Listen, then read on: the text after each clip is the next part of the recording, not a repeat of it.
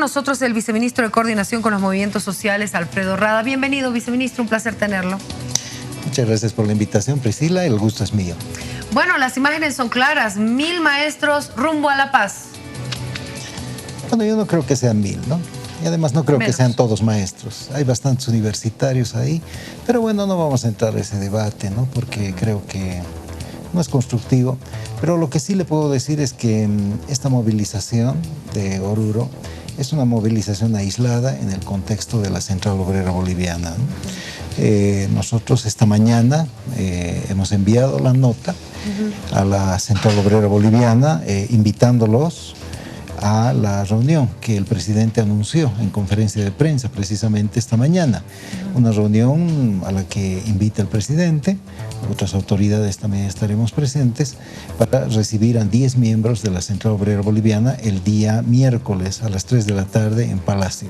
Allí es que empezaremos lo que es el tratamiento de las demandas de los trabajadores, aquellas que han sido enviadas al Poder Ejecutivo a través de lo que se denomina el pliego de la Central Obrera Boliviana. Hablando del pliego, viceministro, no ha sido nada cordial la entrega del pliego y la respuesta, ¿no? Porque hubo bastante crítica de parte del gobierno diciendo que era un collage de cosas y ellos al recibir la respuesta decían este es el resumen del informe del presidente. Entonces, parece que no estamos llegando con muy buena relación con la Central Obrera Boliviana después también de este conflicto que se ha vivido con la Caja Nacional de Salud y los créditos y demás. Bueno, siempre nuestra relación con los compañeros trabajadores es una relación en la que, bueno, nos decimos lo que pensamos, ¿no? Es decir, ellos tienen sus críticas al gobierno, en algunos casos son críticas justificadas, hay que decirlo. A mí también me parece que fue un error aquello de anunciar un fondo de crédito para los empresarios agropecuarios con recursos de los trabajadores de la jubilación, las AFPs. Creo que fue un error. ¿A usted no está de acuerdo con ese crédito? No me parece, ¿no?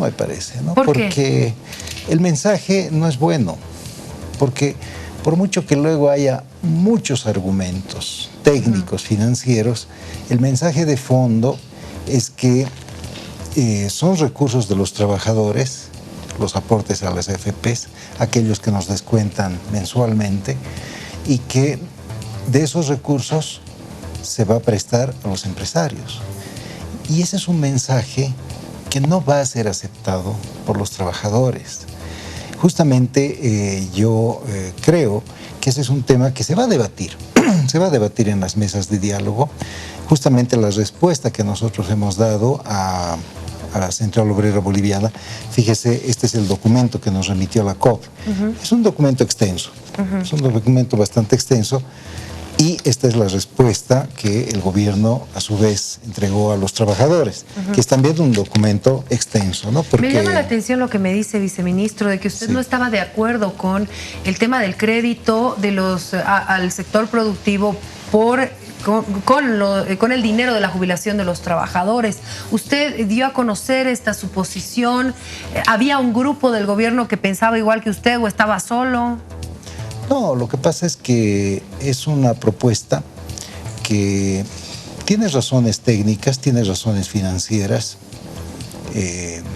porque también se trata de generar dividendos que a su vez incrementen aquello que es el ahorro de los trabajadores, el ahorro laboral. Que genere algo, digamos. Claro. Es decir, desde ese punto de vista hay argumentos, hay razones técnicas, financieras que los dio a conocer el ministro de Economía y Finanzas. Sin embargo, el mensaje de fondo, es decir, utilizar recursos de los trabajadores para prestar al sector empresarial, es algo que no va a ser aceptado, ¿no? O sea, por muchas razones. El mensaje social es muy fuerte. Sí, el mensaje social no va a ser aceptado por los trabajadores, como que ellos en su pliego, ¿no?, nos dicen que no lo aceptan. Sí. Y eso que ha habido, yo he escuchado las razones que esgrimió el ministro Luis Arce, razones muy bien fundamentadas, o sea, hay que reconocerlo. Porque claro, no basta que haya el descuento para las AFPs, ¿no? Aquello que mensualmente se hace. Eso va a las cuentas individuales. Pero sabemos que si esas cuentas individuales están ahí inertes, nunca van a generar un rendimiento que a su vez incremente la expectativa a futuro de jubilación. Entonces, sí, se tiene que invertir, se tiene que invertir. De hecho, se invierte esos recursos. No es que están ahí movilizados, se utiliza en préstamos, por ejemplo, en bonos soberanos del Estado o en préstamos en emprendimientos productivos. O sea, se tiene que invertir, pero no en el sector productivo. Yo creo que la manera como fue presentado generó en los trabajadores una ¿Podría haber reacción. entonces un cambio, tal vez, en Estamos este de acuerdo, planteamiento? estamos de acuerdo en que hay que invertir. ¿Sí? De hecho, se invierte. Las AFPs invierten.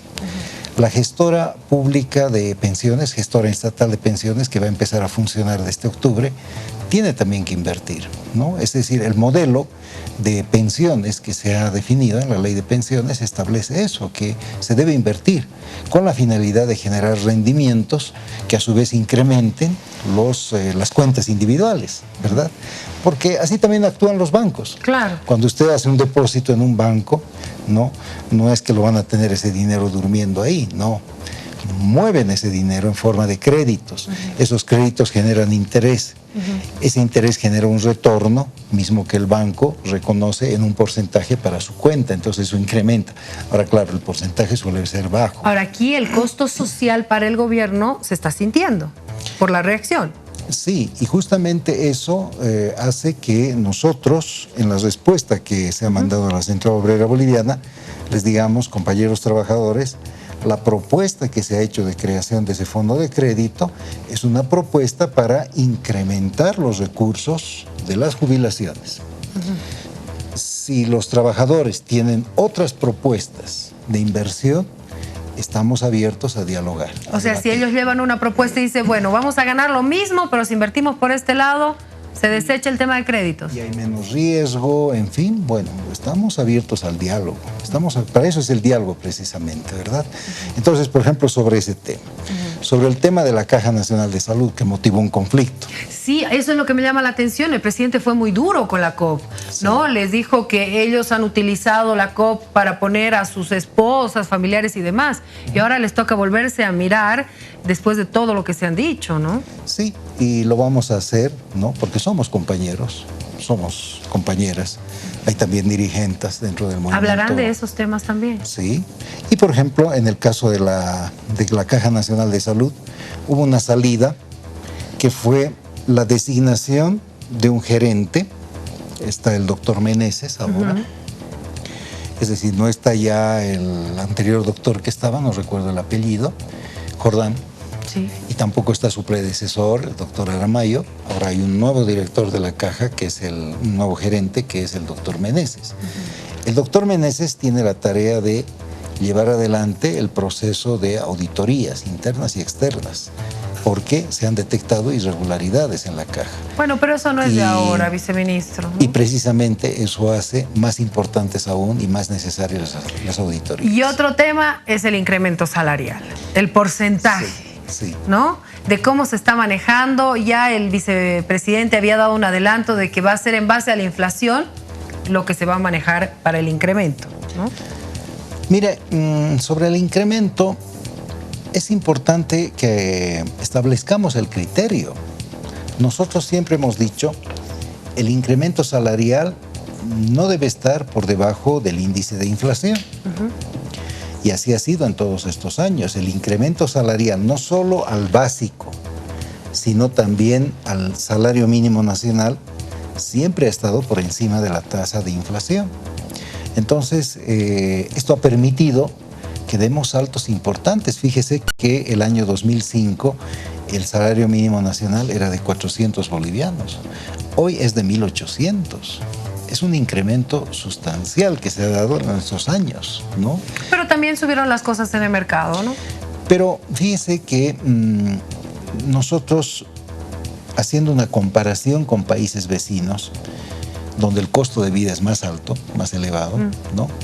resulta que la brecha que existía del salario mínimo nacional, por ejemplo, de países como Chile o Argentina, que antes era mucho mayor en relación al salario mínimo nacional de Bolivia, durante estos años la hemos cerrado esa brecha. Sigue siendo superior al salario mínimo nacional de esos países, pero la brecha ya es menor. Y además debemos tomar en cuenta que el costo de vida en Bolivia todavía es más bajo que en esos países. Entonces, nosotros decimos, ese debe ser el criterio. Pero en el documento de la COBA encontramos que ellos en una parte dicen que el incremento salarial debería darse en función a la productividad. Pero ese es un planteamiento empresarial, ese no es un planteamiento de los trabajadores, nunca lo habían manejado así. Y yo digo, si ese es el planteamiento de la COP, fue debatido en un ampliado, fue consultado a los trabajadores para plantearlo. Bueno, parece que no, porque contradictoriamente una parte del documento dicen por productividad, en otra parte dicen canasta familiar. Entonces, son contradicciones que incurren en su propio documento, que las debemos aclarar precisamente en las mesas de diálogo. Ahora, ¿cómo van a ser esas mesas de diálogo? El día miércoles se abre el diálogo precisamente con la reunión con el presidente. Se establecerá ya la metodología, cuántas mesas serán. Yo recuerdo que el año pasado eran 4 mesas, ¿no? La productiva, social, económica y normativa, ¿no? Normativa laboral. Entonces, veremos ahora cuántas mesas serían, cómo se va a dar, qué ministerios se encargarían de cada una de esas mesas, en fin. Nosotros vamos a movilizar a todo el gobierno precisamente para dar atención a las demandas de los trabajadores y, bueno, una vez establecido eso, empieza el trabajo y nosotros esperamos, como ha dicho el presidente esta mañana en conferencia de prensa, que para el 1 de mayo esté concluido el trabajo y podamos anunciar en esa fecha, que es Día de los Trabajadores, podamos anunciar las novedades positivas para los trabajadores. Ya cerrando, viceministro, ¿cómo está el presidente? Bueno, el presidente está tan pujante y trabajador como siempre. No parece que hubiera estado enfermo. Bueno, la verdad es que ha vuelto con muchas ganas, con las pilas puestas, como se dice, retomó su ritmo de trabajo, lo hizo sin mayor dificultad, pero bueno, nosotros quienes le colaboramos le decimos siempre que, bueno, hay que pensar también en la salud, ¿verdad? Y bueno, a veces puede haber un ritmo agobiante de trabajo, ¿sí? Nosotros también lo sentimos, pero eso no debe significar que hay que descuidar la salud o descuidar el descanso, ¿verdad?